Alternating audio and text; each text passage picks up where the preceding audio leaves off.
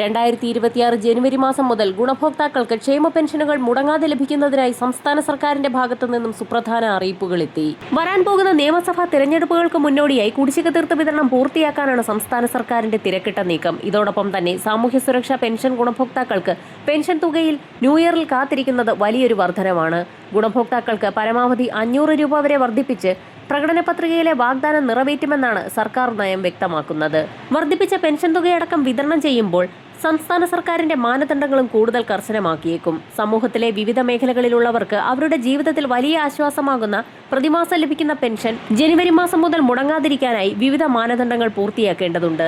സർക്കാർ ജീവനക്കാരുൾപ്പെടെ ഈ ആനുകൂല്യം വാങ്ങുന്നവരാണ്. ഈ പെൻഷൻ യഥാർത്ഥ ഗുണഭോക്താവിന് തന്നെയാണ് ലഭിക്കുന്നതെന്ന് സ്ഥിരീകരിക്കാൻ എല്ലാ പെൻഷൻകാരും എല്ലാ വർഷവും ലൈഫ് സർട്ടിഫിക്കറ്റുകൾ സമർപ്പിക്കണമെന്ന് സർക്കാർ ആവശ്യപ്പെടുന്നുണ്ട്. സർക്കാർ രേഖകൾ അപ്ഡേറ്റ് ചെയ്യാൻ മാത്രമല്ല, തട്ടിപ്പും വഞ്ചനയും ഉൾപ്പെടെ നടക്കാതിരിക്കാനുള്ള ഒരു പ്രത്യേക മാർഗം കൂടിയാണിത്. സർട്ടിഫിക്കറ്റുകൾ സമർപ്പിക്കുന്നതിനുള്ള കാലാവധി ജനുവരി 31 അവസാനിക്കും. ഈ നിശ്ചിത ദിവസത്തിനുള്ളിൽ ലൈഫ് സർട്ടിഫിക്കറ്റുകൾ സമർപ്പിക്കാത്ത പെൻഷൻകാർക്ക് ജനുവരി മാസം മുതലുള്ള പെൻഷൻ മുടങ്ങുന്നതായിരിക്കും. അറിയിപ്പ് ലഭിച്ചിട്ടുള്ള മുഴുവൻ ഗുണഭോക്താക്കളും സർട്ടിഫിക്കറ്റുകൾ സമർപ്പിക്കേണ്ടതാണ്.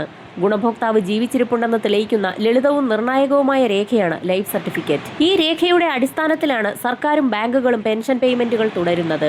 ഈ സർട്ടിഫിക്കറ്റുകൾ കൃത്യസമയത്ത് സമർപ്പിച്ചില്ല എങ്കിൽ സർക്കാർ പെൻഷൻ ആനുകൂല്യം നിർത്തുന്നതാണ്. മാത്രമല്ല, ഇത് പുനരാരംഭിക്കാൻ കൂടുതൽ സമയമെടുക്കാനും സാധ്യതയുണ്ട്. ലൈഫ് സർട്ടിഫിക്കറ്റുകൾ സമർപ്പിക്കാൻ വിവിധ വഴികളുണ്ട്. ഇതിനായി പെൻഷൻ എത്തുന്ന ബാങ്കുകളിലാണ് ഉപഭോക്താവ് പോകേണ്ടത്. അവിടെയുള്ള ലൈഫ് സർട്ടിഫിക്കറ്റ് ഫോം പൂരിപ്പിച്ച് നൽകണം. വർഷങ്ങളായി കൂടുതൽ പെൻഷൻകാരും ഈ രീതിയാണ് പിന്തുടരുന്നത്. വ്യക്തിഗത തിരിച്ചറിയൽ രേഖയും ആവശ്യമായ വിശദാംശങ്ങളും പരിശോധിച്ചതിന് ശേഷം ബാങ്ക് ജീവനക്കാർ സർട്ടിഫിക്കറ്റ് സ്വീകരിക്കുകയും ഇക്കാര്യം സർക്കാരിനെ അറിയിക്കുകയും ചെയ്യും. ഇതിനു പുറമെ പെൻഷൻകാർക്ക് ഇപ്പോൾ അവരുടെ വീടുകളിൽ നിന്ന് ഡിജിറ്റൽ ലൈഫ് സർട്ടിഫിക്കറ്റുകൾ സമർപ്പിക്കാനുള്ള ഓപ്ഷനുണ്ട്. ആധാർ അധിഷ്ഠിത ഫേസ് ഒതന്റിക്കേഷൻ അഥവാ മുഖം തിരിച്ചറിയൽ സംവിധാനം വഴിയാണിത്. മൊബൈൽ ഫോൺ, ഇന്റർനെറ്റ് കണക്ഷൻ, ആധാറുമായി ബന്ധിപ്പിച്ച മൊബൈൽ നമ്പർ എന്നിവ ഉപയോഗിച്ച് പെൻഷൻകാർക്ക് തങ്ങളുടെ മുഖം സ്കാൻ ചെയ്ത് മിനിറ്റുകൾക്കുള്ളിൽ ലൈഫ് സർട്ടിഫിക്കറ്റ് സമർപ്പിക്കാൻ കഴിയും.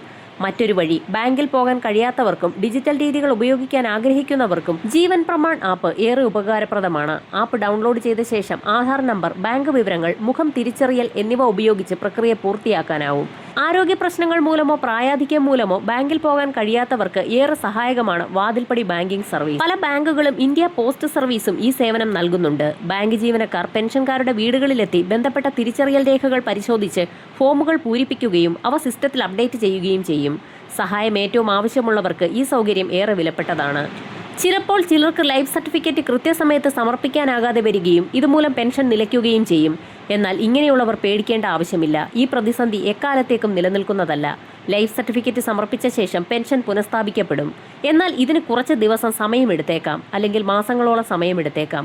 അതിനാൽ സർട്ടിഫിക്കറ്റ് സമർപ്പിക്കാൻ അവസാന നിമിഷം വരെ കാത്തിരിക്കാതെ കാര്യങ്ങൾ വേഗത്തിൽ പൂർത്തിയാക്കുന്നതാണ് നല്ലത്. മറ്റൊരു പ്രധാന അറിയിപ്പ്, ജോലിയില്ലാത്ത സ്ത്രീകൾക്ക് പ്രതിമാസം 1000 രൂപ വീതം പെൻഷൻ ലഭിക്കുന്ന പദ്ധതിയിലേക്ക് ഇപ്പോൾ ബന്ധപ്പെട്ട രേഖകളുമായി അപേക്ഷ സമർപ്പിക്കാവുന്നതാണ്. പദ്ധതിയിലേക്ക് അപേക്ഷിക്കാൻ മഞ്ഞ, പിങ്ക് റേഷൻ കാർഡ് ഉടമകൾക്കാണ് അർഹതയുള്ളത്. തെറ്റായ വിവരം നൽകി പെൻഷൻ കൈപ്പറ്റിയാൽ 18% പലിശ സഹിതം തുക തിരിച്ചു പിടിക്കും. 30 മുതൽ 60 വയസ്സ് വരെ പ്രായപരിധിയിലുള്ള സ്ത്രീകൾക്കും ട്രാൻസ് വിമൺ വിഭാഗത്തിലുള്ളവർക്കും അപേക്ഷിക്കാവുന്നതാണ്. വിധവ, അവിവാഹിത, വികലാംഗർ എന്നീ വിഭാഗത്തിലുള്ള പെൻഷൻ വാങ്ങുന്നവർക്കും സർവീസ്, കുടുംബ, EPF പെൻഷൻ കൈപ്പറ്റുന്നവർക്കും ആനുകൂല്യം ലഭിക്കുന്നതല്ല. വരും മണിക്കൂറുകളിലെ സർക്കാർ അറിയിപ്പുകൾക്കായി ചാനൽ സബ്സ്ക്രൈബ് ചെയ്യാൻ മറക്കാതിരിക്കുക.